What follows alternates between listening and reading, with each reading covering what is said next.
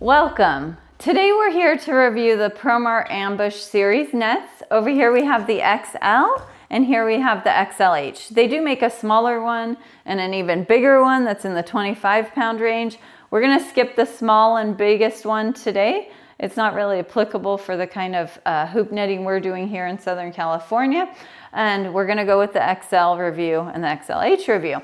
So to get started, I would like to say one of them quickly became our favorite, and it is the XL. But I can see a lot of reasons why people would also like the XLH. So we'll review some of those along the way.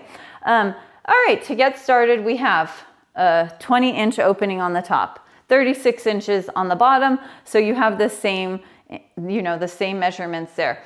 The biggest difference is the weight. This is 6 pounds. That's kind of incredibly light that they can get this all done in 6 pounds. This is 14 pounds. Huge difference. When you're pulling up all night by hand, you notice a really a huge difference in your fatigue level when you're pulling on a 6-pound net versus a 14-pound net. So for us on our boat, we prefer the 6-pound XL. If you have an electric winch, I think you might love this one. It's super sturdy. It's really nice quality. It seems really nice, but it's very heavy to pull up. Looking at the mesh material, I do think that they're very similar.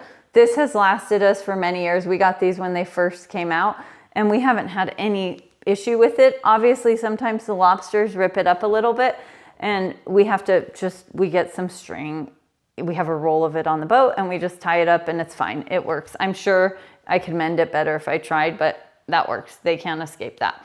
On the new ones we just got, the heavy duty ones, this seems a little bit thicker, the netting, but again, I could just be thinking that, I don't know. Both the mesh is great.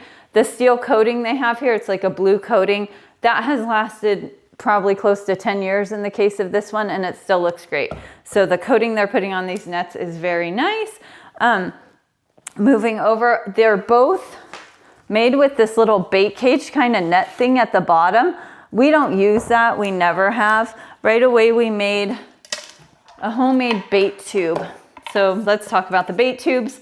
This is our homemade bait tube. And what we found out recently, unfortunately, is this is just too big.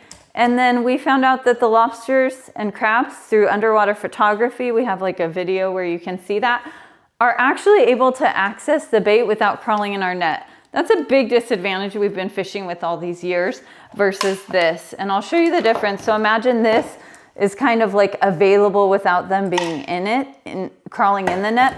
And this doesn't really allow it. So this is made by Promar. It's like their official bait cage. This thing sits down there so nicely, and I'll see if I can show it to you. And it just doesn't allow them to get to it really without actually crawling in the net. So I highly recommend this. We'll be switching out to these when we want to invest in that. But for now, we are still using both because we already have these. But I definitely prefer the Promar bait cage. Okay, the next thing I'll touch on quickly. This is cheap Home Depot line. Definitely wouldn't recommend. It's fine, it works good. There's not going to be any problem, but it gets wet and it gets heavy. This is like so much lighter. It's just so much nicer to work with. It's not slippery. It has like a nice grippiness to it. So I really prefer that this is a line from Promar. So we'll be switching out to the official Promar stuff eventually, but for now we're using what we have. So all in all, these nets are great.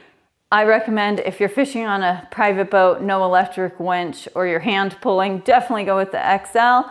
If you have an electric winch, you're fishing in deep waters, a ripping current, out in the open ocean, maybe bad conditions, maybe somewhere in Northern California, you might prefer the XLH, but just be ready for the fatigue because it will give you some fatigue versus this one. So it's raining out today. We're happy for that because that means lobsters will be crawling this weekend. So we're going to be out there this weekend trying to get some lobsters, hopefully not too many crabs. Wish us luck. We'll see you soon. Bye. Don't forget to like and subscribe, and please comment below any tips you have for us for lobster fishing.